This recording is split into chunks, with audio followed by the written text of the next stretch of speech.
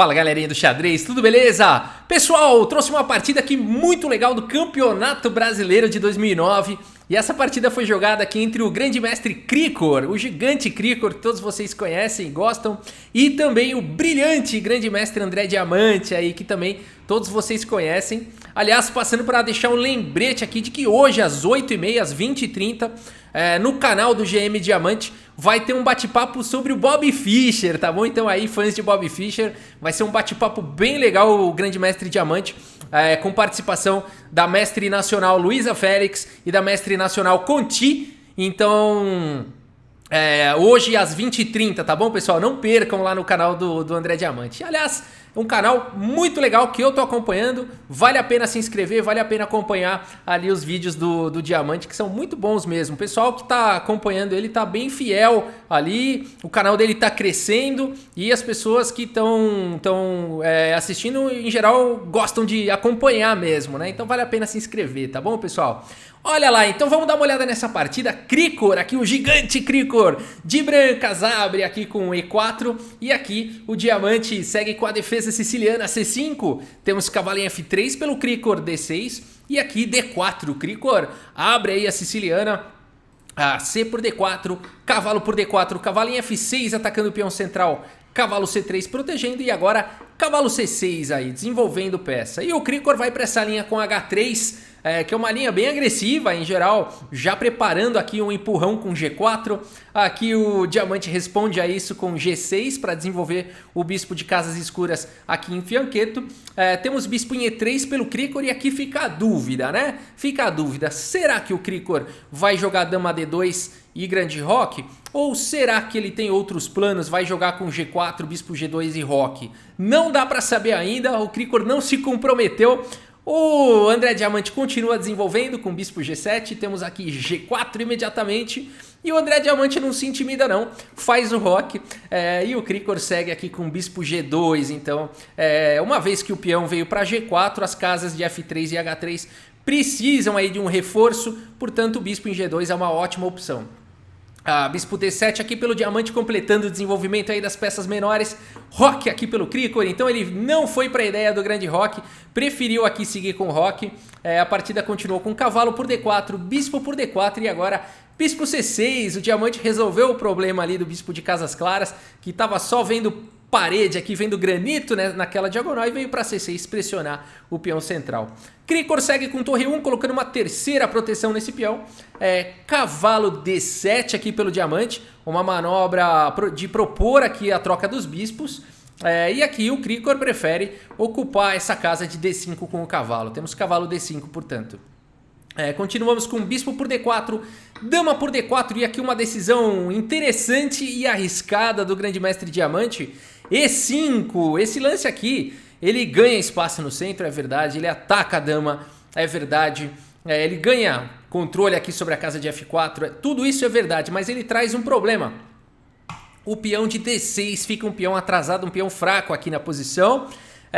Claro que o André Diamante sabe disso, o grande mestre Diamante sabe disso, então é uma decisão. Vejam como grandes mestres assumem riscos, né? Aqui ele tomou essa decisão para tentar conseguir uma dinâmica aí para suas peças e ficar com o peão atrasado mesmo.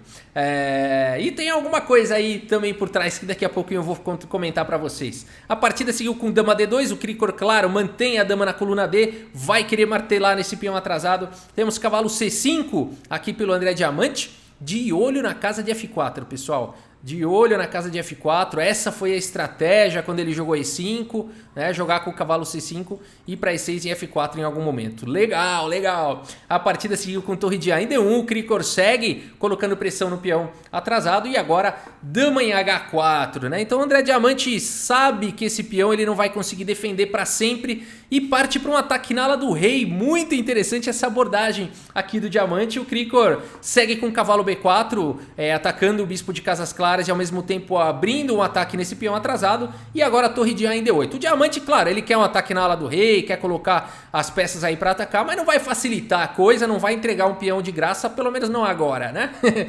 A partida seguiu com dama em E3. E agora, enfim, tirando aqui a dama da mesma coluna da torre. E agora A5 aqui pelo André Diamante atacando o cavalo e fazendo esse cavalo se decidir aí pra onde é que ele vai, né? E então cavalo por C6, o Krikor se livra aí do bispo do André Diamante. B por C6 e agora torre D2. O Krikor vai martelar esse peão atrasado, preparou para dobrar aqui as torres.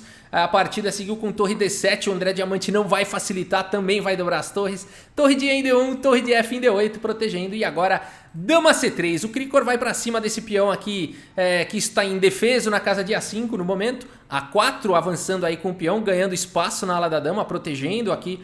O peão fica protegendo o cavalo. Temos B4, o Krikor faz esse lance sabendo que o André Diamante pode fazer a captura en passant, o Diamante captura. Temos A por B3 e agora sim o Krikor renovou a ameaça de jogar B4 com o peão de C6 caindo. E o que fazer nessa situação? O André Diamante continua atacando na ala do rei, agora sim chegou a hora, né? Agora ele sabe que ele vai perder peões aqui, C6 vai cair, D6 daqui a pouco vai cair, então ele vai pra cima na ala do rei. Interessante essa briga aqui. A partida seguiu com G por H5, dama por H5 e B4 atacando o cavalo. E o André Diamante já tinha preparado aqui essa estratégia de rumar para F4, segue com o cavalo em E6, mas isso tem seu preço, tá caindo o peão aqui de C6, a partida segue com dama por C6 e agora a torre C7, atacando a dama, mas mais do que isso, fazendo um raio-x nesse peão, mas esse peão tá protegido.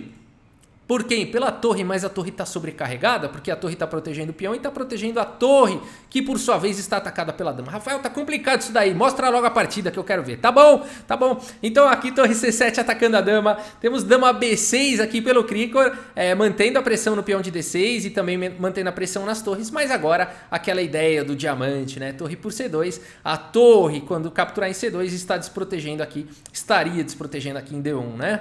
Então aqui torre por C2 pelo André Diamante. E aqui o Krikor prefere jogar simplesmente com rei H2, ele poderia ter capturado, mas aí ele ia perder a torre, porque dama por D1 viria com cheque e cairia a torre de C2 na sequência, né? Por exemplo, né? Aqui se ele tivesse capturado, viria dama por D1 cheque, e aí o André Diamante venceria a partida, ficaria com uma torre aí de vantagem, né? Notem que o cavalo está protegendo aqui a torre, né? Então por isso que depois de torre por C2 o Krikor seguiu com rei em H2, e agora temos rei em G7, né? Aqui o André Diamante não se preocupa com essa tensão, ele continua ameaçando capturar a torre de D1 caso a torre dele de C2 for capturada, né? E rei G7 traz uma ideia interessantíssima, a gente vai ver que esse lance é profundo, eu vou explicar ele daqui a pouco. A partida seguiu com B5, o Krikor vai avançando com seu peão passado, agora temos torre por D2 e dama G5. O que esse lance faz? Esse lance faz muitas coisas. Se você quiser dar pause até nessa posição e tentar encontrar o que essa dama tá fazendo aí, por que ela foi para G5, que casas que ela tá aí ameaçando ou defendendo, é muito interessante esse lance, né? E eu espero que você tenha encontrado essas ideias, né? Esse lance traz mais uma proteção para a torre, para poder liberar o cavalo, faz pressão no bispo, quando o cavalo vier para F4 vai existir uma enorme pressão em G2 e também coloca aqui um ataque na torre do Krikor, né? Então um lance com várias ameaças, com vários propósitos. A partida seguiu aqui então, e olha só quem tá caindo, finalmente esse peão atrasado aí tá caindo, o Krikor realiza aí o lucro com torre por D6, mas agora o que ele não contava era com a reação aqui do Diamante, começando com o cavalo em F4, olha que legal, deixou a torre aqui, o Diamante. Não dá tempo para o Krikor capturar essa torre aqui de qualquer maneira por conta da ameaça de dama por G2 mate. Então agora o Krikor tem que fazer alguma coisa em relação a isso. Bispo em F1, continua protegendo aqui a casa de G2, mas agora torre A8, olha isso, não tem como bloquear a coluna A agora. A única que poderia bloquear, né, seria aqui a dama, mas não, claro, não faz nenhum sentido bloquear com a dama. Então agora o André Diamante, além de tudo, tem a coluna A para atacar. A coisa tá ficando perigosa. Torre D1 aqui pelo Krikor, não permitindo a entrada da torre na fileira do fundo. E agora torre A3. Olha que lance forte, colocando pressão total aqui no ponto de H3. A partida seguiu com dama D8. Aqui a dama fica propondo aqui a troca das damas. Também protege a torre aqui em D1. E aqui o André Diamante segue o princípio de que se ele tá com a iniciativa, se ele tá atacando o rei adversário, ele não deve trocar aqui as peças. Dama D8 aqui pelo Krikor também impede o lance dama H4, que era uma ameaça na posição. Dama H4 estaria fazendo pressão em H3 e em F2. Então dama D8 foi um excelente lance aqui do Krikor. A partida seguiu com dama em H5, mantendo a pressão em H3, de olho aqui na torre também. No momento a dama está protegendo aqui a torre. A partida seguiu com dama D7, a dama fica protegendo em H3, fica protegendo em D1. Mas agora, dama em F3, cada lance do diamante nessa partida vai trazendo uma nova ameaça. Agora a ameaça é aqui em F2. Torre D2 protegendo, mas esse lance tem um custo, né? Ele vem para D2, protege em F2, mas libera aqui a fileira do fundo. Portanto, temos torre em A1. E agora fica difícil, né? Fica difícil de proteger aí a situação. Não tem como, a partida, a posição está sobrecarregada, né? Portanto, dama G4, único lance aí propondo a troca das damas. Temos dama por G4, H por G4 e agora torre por F1 ganhando uma peça. Mas nem tudo é tão simples, a partida não acaba por aqui, porque o Krikor tem um peão passado perigoso. Torre B2 dando apoio, colocando a torre atrás do peão. Será que vai dar tempo do diamante segurar esse avanço aí? Vamos ver. Torre D1, B6, torre D8, B7, torre B8 no limite. Segurou aí o avanço do peão. E agora não tem jeito, esse peão ele tá enfraquecido, né? Qualquer manobra de cavalo aqui ou mesmo de rei vai chegar naquele peão e aquele peão vai cair. Portanto, depois de rei G3 e rei F6, aqui o Krikor abandonou a partida, né? Uma belíssima de uma vitória aqui do André Diamante. É uma partida muito emocionante, o Krikor também né, um grande jogador. Vamos dar uma olhada aqui no relatório do chess.com e olha só, uma partida digna aí de um campeonato brasileiro, né? 92,4% de precisão para o Krikor, 96,9% de precisão para o Diamante. A gente percebe aqui uma partida bem equilibrada, abertura, meio jogo, mas a hora que o Diamante começou com aquele ataque na ala do rei lá, realmente foi muito forte e o Krikor acabou perdendo a mão, né? Vamos dar uma olhada, vamos voltar para o tabuleiro, ver onde é que o Krikor perdeu a mão, mas foi principalmente aqui nessa posição, torre por D6, né? Finalmente capturando esse peão aí, mas esse peão foi uma isca, né? Porque depois de cavalo F4, as pretas ganham a iniciativa e as brancas não se defendem nunca mais, né? Então aqui, talvez, um lance como dama E3 pudesse ter sido considerado, ou talvez tenha sido considerado, mas poderia trazer mais perspectivas aqui para as brancas, propondo aqui as trocas das damas e liberando o caminho para o peão passado. Depois de, por exemplo, dama E7, seguindo a linha de não trocar as peças, né? Aqui poderia seguir com torre B2, torre B8, bispo em F1, colocando uma proteção aqui nesse peão. E tudo bem, aqui as pretas continuariam tendo a iniciativa, por exemplo, dama C7 de olho na casa de A5, rei G1, por exemplo, dama em A5, torre B1 para segurar aqui a fileira do fundo, cavalo D4, colocando pressão no peão, dama D3 protegendo, mas aqui as brancas se seguram, né? Estão protegendo aí o peão, estão também com algumas ameaças aqui, o peão de D6 sempre vai ser uma fraqueza. Então, poderia ter seguido dessa forma, né? Foi aí que realmente o Krikor acabou perdendo a mão. Torre por D6, aí é um caminho sem volta, né? Cavalo F4 e realmente não tem mais o que fazer. E aqui, pessoal, um outro comentário aqui interessante que eu queria fazer foi a decisão aqui do André Diamante de seguir com torre em A1, que é um caminho seguro de vitória, porque ele força realmente dama G4, não tem outro lance para fazer aqui depois de torre A1, né? O bispo está atacado, o bispo não pode sair daí, senão está levando mate, a torre não consegue proteger, né? Existem 2 ataques nessa casa, então realmente não tem como aqui proteger o bispo e a ameaça de mate, não tem o que fazer, né? Então dama G4 é praticamente forçado, e aí vai para essa simplificação, para uma sequência vencedora. Claro que o André Diamante teve que calcular, né, se daria tempo dele voltar com a torre, e ele calculou certinho, mas vale mencionar, e aqui uma decisão interessante do Diamante, ele comentou que aqui poderia ter jogado cavalo por H3, né, com a ideia de sacrificar o cavalo, depois de bispo por H3, por exemplo, seguir com torre A1 ameaçando o mate aqui em H1. Bispo G2 seria a única maneira de defender forçado, né? Claro que torre D1 protegeria, mas aí vai levar checkmate, porque aí simplesmente a torre captura, né, protegida aqui pela dama e não resolve, então bispo G2 seria forçado, e aí dama em F4, cheque, olha só a torre cobrindo a fileira do fundo, empurraria o rei para H3, e aí teria temas de mate com G5, ameaçando dama em H4 mate.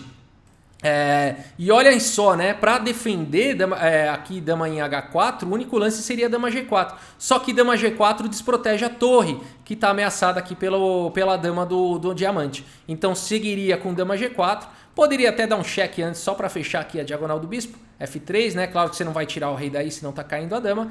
E aí, dama por D2. E as pretas teriam uma posição melhor. Mas por que o diamante não fez isso? Porque aqui, pessoal, ainda existem riscos para as negras, né? Aqui um lance errado das negras, as brancas podem avançar com o peão passado, o rei está exposto. Se a dama desproteger o peão, as brancas podem tentar ideias de perpétuo, de cheque perpétuo. Ou seja, você dá chance pro seu adversário. Você continua assumindo riscos. Tá uma posição melhor do que a continuação que ele fez? Em termos de avaliação de posição e tal, realmente estaria melhor nessa continuação. Mas não vale a pena. Esse é o ponto que eu queria mostrar para vocês. Não vale a pena assumir riscos desnecessários. Tem a questão do tempo. Para você jogar uma posição mais complexa como essa, você vai ter que gastar mais tempo. Um deslize pode ser fatal. Então, às vezes, pessoal, mais vale o caminho seguro aqui, caminho seguro de torre A1, que vai para uma vitória forçante com simplificação para um final vencedor.